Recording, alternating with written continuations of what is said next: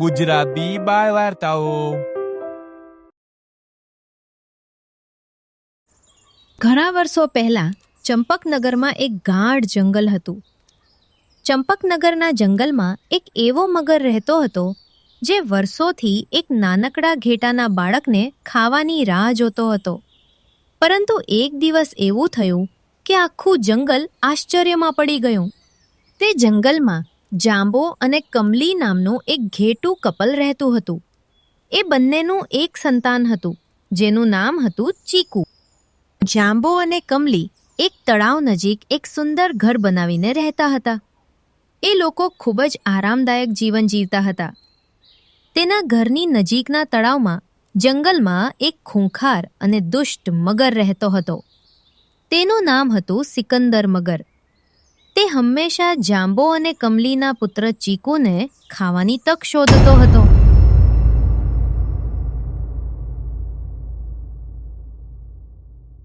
એક દિવસ સવારે જાંબો ઘેટું કામથી ઘરની બહાર જાય છે. થોડીવાર પછી કમલી અને ચીકુ ઘરમાં વાતો કરી રહ્યા હતા. સાંભળ ચીકુ બેટા, હું ખોરાક લેવા બહાર જાઉં છું. હું ના આવું ત્યાં સુધી તું અંદર જ રહેજે. બહાર બિલકુલ ન જાતો, કારણ કે તે દુષ્ટ સિકંદર મગર ક્યાંક ફરતો હશે. એટલે હું પાછી ના આવું ત્યાં સુધી દરવાજો ખોલતો નહીં. સારું મમ્મી, હું દરવાજો નહીં ખોલું. પણ મને કેમ ખબર પડશે કે બહાર તું છે કે કોઈ બીજું આવ્યું છે?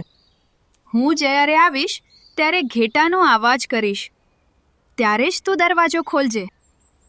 ચીકુને બધું સમજાવ્યા પછી કમલી ખોરાક લેવા જાય છે.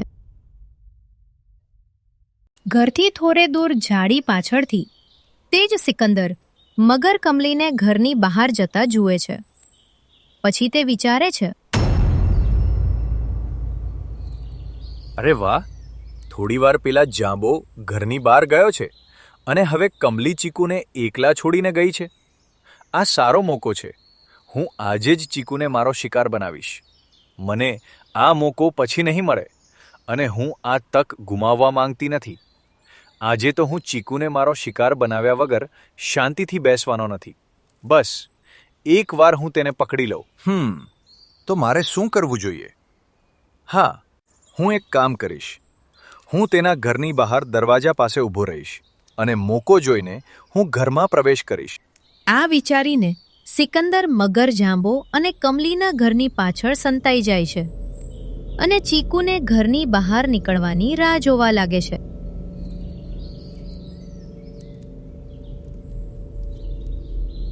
થોડા સમય પછી કમલી ખોરાક લઈને પાછી આવે છે. પરંતુ તે ચીકુને દરવાજો ખોલવા માટે બોલાવતા પહેલા તે સિકંદર મગરને જોવે છે અને મનમાં વિચારે છે, અચ્છા, તો આ વાત છે. આ દુષ્ટ સિકંદર મગર ઘરની પાછળ સંતાઈ રહ્યો છે. કંઈ વાંધો નહીં. હવે હું એને બતાવીશ કે કમલી શું ચીજ છે. પછી કમલી તેનું મગજ વાપરે છે અને જોરથી સિકંદર મગર સાંભળે તેમ બોલવા લાગે છે, દરવાજો ખોલ ચીકુ, દરવાજો ખોલ, હું તારી માતા છું. એવું લાગે છે કે ચીકુ ઘરે નથી. તે રમવા માટે બહાર ગયો હશે. સિકંદર મગર કમલીનો અવાજ સાંભળતાની સાથે જ વિચારે છે, અરે આ શું? તેનો ચીકુ ઘરે નથી. હું તો અહીંયા એની રાહ જોઈને બેઠો છું અને એ બહાર રમી રહ્યો છે. હું આજે તેને ખાઈશ. આટલું કહીને સિકંદર મગર ચીકુને ખાવા માટે જંગલ તરફ દોડે છે. આ દરમિયાન કમલી ઘરની બહાર જ ઊભી રહે છે અને જ્યારે સિકંદર મગર દૂર જતો રહે છે ત્યારે કમલી ઘેટાનો અવાજ કરે છે.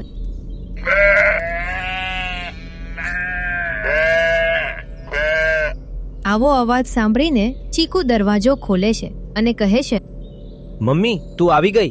હું તારી રાહ જોતો હતો. મને ખૂબ ભૂખ લાગી છે. હા દીકરા, જો હું તારા માટે શું લાવી છું. ખા દીકરા, તું મન ભરીને ખા. ચીકુ બેટા, શું તને ખબર છે કે દુષ્ટ સિકંદર મગર તને ખાવા માટે ઘરની પાછળ છુપાયેલો હતો? મેં એક યુક્તિ વાપરીને તેને અહીંથી ભગાડ્યો. તેણે વિચાર્યું હશે કે તું બહાર રમી રહ્યો છે અને એ તને ગોતવા જંગલમાં દોડી ગયો. અરે વાહ મમ્મી, તે ખૂબ જ સારી યુક્તિ વાપરી છે. એટલે જ તે પહેલા ઘેટાનો અવાજ ન કાઢ્યો, રાઈટ ને? હા દીકરા, મારી વાત સાંભળીને જ સિકંદર મગર જંગલ તરફ દોડ્યો. બીજી બાજુ સિકંદર મગરે આખું જંગલ ખંગાળી નાખ્યું, પણ ચીકુ ક્યાંય મળ્યો નહીં. થાકીને તે એક ઝાડ નીચે બેસી ગયો અને ગુસ્સાથી બોલ્યો, કમલીએ મને છેતરી લીધો. ચીકુ આખો સમય ઘરે જ હતો. આજે તો હું મૂર્ખ બની ગયો. પણ યાદ રાખજો, આગલી વખત હું કોઈ તક નહીં ગુમાવું. ત્યારબાદ તે કમલીના ઘરની નજીક જઈને બૂમ પાડવા લાગ્યો. કમલી, આજે તું જીતી ગઈ, પણ હું હાર માનવાનો નથી. એક દિવસ ચીકુ મારા હાથમાં જરૂર આવશે. Just wait and watch. Sikandar, જે બીજાને નુકસાન પહોંચાડવાનું વિચારે છે તે ક્યારેય સુખી નથી થતો. ક્યારેક મારા હાથમાં આવી જા, પછી તને ખબર પડશે કે હું શું છું. આજે મારી પાસે તક હતી, પણ તેં તે બગાડી. હું તને બંનેને જવા નહીં દઉં. અરે દુષ્ટ સિકંદર મગર કાકા, પહેલા મને પકડીને બતાવો, પછી તમે મને જવા દેજો. પછી સિકંદર મગર ગુસ્સામાં ત્યાંથી ચાલ્યો ગયો. આ રીતે દરરોજ સિકંદર મગર તેમને હેરાન કરવા લાગ્યો. ડરથી જાબો અને કમલીએ ક્યારે તેના દીકરાને એકલો છોડ્યો નહીં. આ રીતે તેઓ ડરમાં રહેવા લાગ્યા.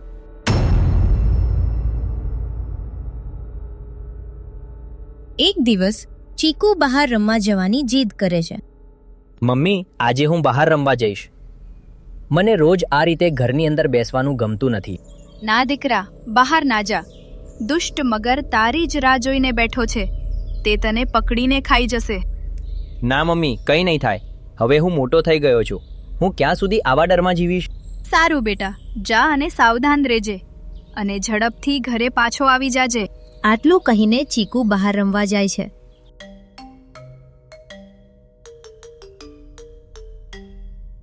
તે તેના મિત્રો સાથે રમી રહ્યો હતો.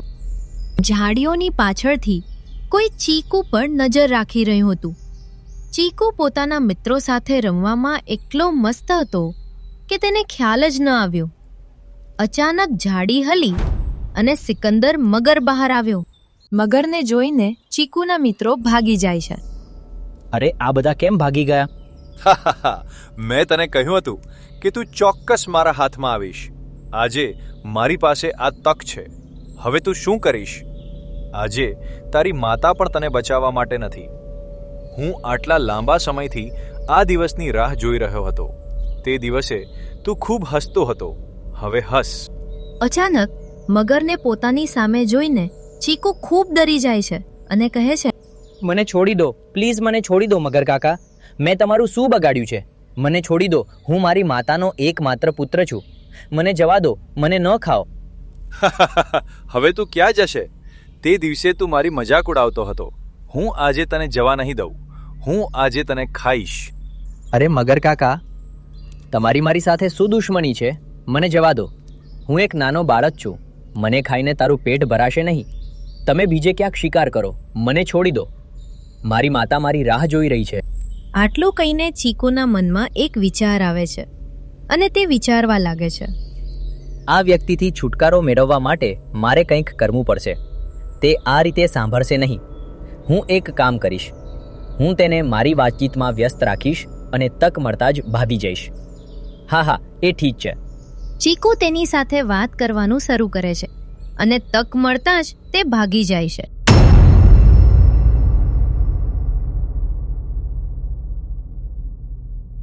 તેને દોડતો જોઈને સિકંદર મગર પર તેની પાછળ દોડે છે.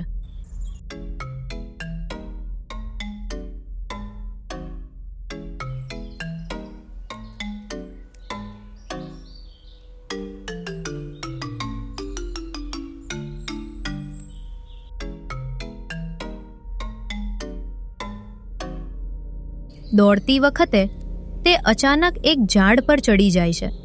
ઝાડ નીચે એક ખાડો હતો. સિકંદર ગુસ્સામાં દોડતો રહે છે અને સામેનો ખાડો નથી જોતો, એટલે ખાડામાં પડી જાય છે. મને બચાવો, મને બચાવો. હું આ ખાડામાં પડી ગયો છું. મગરના રડવાનો અવાજ જોઈને કોઈ પ્રાણી તેને મદદ કરવા આગળ આવ્યો નહીં, કારણ કે તેણે બધા પ્રાણીઓને પરેશાન કર્યા હતા. તેથી કોઈ તેને મદદ કરવા માંગતું ન હતું. ચાલો અહીંથી ભાગી જઈએ. તેને મદદ ન કરો. તેણે આપણા બધાને ખૂબ પરેશાન કર્યા છે. તેને ખાડામાં રહેવા દો. હા, તે સારું છે કે તે ખાડામાં પડી ગયો. તેને ત્યાં જ રહેવા દો. આપણે તેને બિલકુલ મદદ નહીં કરીએ. ચાલો ભાઈઓ, અહીં કોઈ મગરને મદદ કરવા માંગતું નથી. પરંતુ ચીકુને ખૂબ ખરાબ લાગે છે. બિચારા મગર કાકા આ ખાડામાં ફસાઈ ગયા છે અને કોઈ તેને મદદ કરી નથી રહ્યું. હવે મારે શું કરવું? શું હું તેમને ખાડામાંથી બહાર કાઢું કે તેને ત્યાં રહેવા દઉં? ના, મારી મમ્મીએ મને બધાને મદદ કરવાનું શીખવ્યું છે. મારે તેને ચોક્કસ મદદ કરવી જોઈએ. ચીકુ આ બધું વિચારી રહ્યો હતો ત્યારે તેની મમ્મી તેને શોધતી આવી. શું થયું ચીકુ બેટા? તું આટલો કેમ ડરી ગયો છે? હું મારા મિત્રો સાથે રમી રહ્યો હતો ત્યારે અચાનક તે મગર અંકલ મારી નજીક આવ્યા. હું તેની સામેથી ભાગી ગયો અને આ ઝાડ પર ચડી ગયો. તે મારો પીછો કરીને આ ખાડામાં પડી ગયા. મમ્મી, કોઈ પ્રાણી તેને મદદ કરવા માંગતું નથી. પણ મમ્મી, મને બીકઈ લાગે છે કે જો આપણે તેને બહાર કાઢીએ અને તે આપણા બંનેને ખાઈ જાય તો? ના દીકરા, મેં તને બીજાઓને મદદ કરવાનું શીખવ્યું છે. ચાલો નીચે આવી જા. પછી માતા અને પુત્ર સિકંદર મગરને મદદ કરવા માટે ઝાડની એક ડાળી ફેંકી દે છે.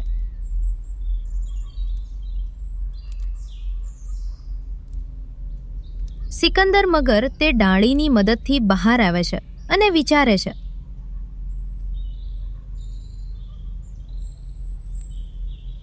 હું કેટલો ખોટો હતો. આ કમલી અને ચીકુ ખૂબ જ દયાળુ છે. તેઓએ પોતાના જીવની પરવા કર્યા વિના મારો જીવ બચાવ્યો અને હું તેમને ખાવાનો હતો.